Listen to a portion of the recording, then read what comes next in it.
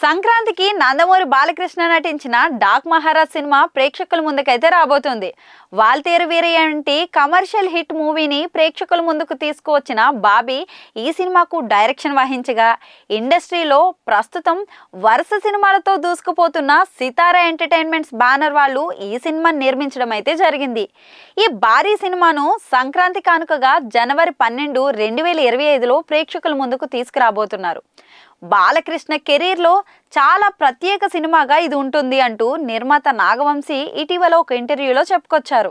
ఇంకా ఆయన మాట్లాడుతూ డాక్ మహారాజ్ సినిమాలో బాలకృష్ణ గారిని ఆయన ఫ్యాన్స్ ఎలా అయితే చూడాలనుకుంటున్నారో అలాగే చూడబోతున్నారు.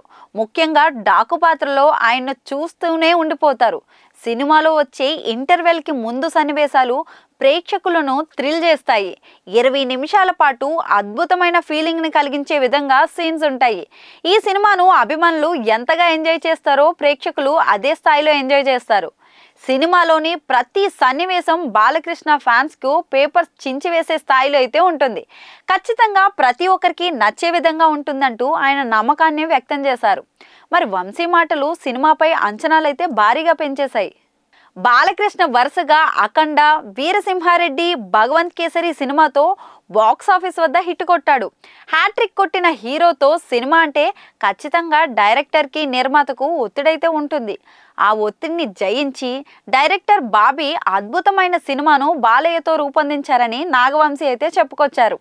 ఈ సినిమాలో ఉండే కొన్ని సన్నివేశాలు అందరినీ సర్ప్రైజ్ చేయడంతో పాటు తెలుగు ప్రేక్షకులకు సరికొత్త అనుభూతిని కలిగించే విధంగా ఉంటాయని హామీ కూడా ఇచ్చారు.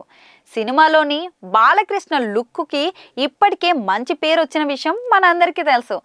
కనుక ఈ సినిమా సంక్రాంతికి ఒక మంచి వినోదాన్ని అందివ్వబోతుంది. ఇక ఎప్పట్లాగే తమన్ తన బ్యాక్గ్రౌండ్ స్కోర్తో బాలకృష్ణ ఫ్యాన్స్ని పిచ్చెక్కించడం ఖాయమని నమ్మకం అయితే వ్యక్తమవుతుంది.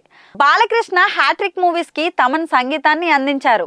కనుక సెంటిమెంట్ ప్రకారం ఈ సినిమా సైతం సూపర్ హిట్. ఈ సినిమా బ్యాక్గ్రౌండ్ సూపర్ హిట్ అని అంటున్నారు.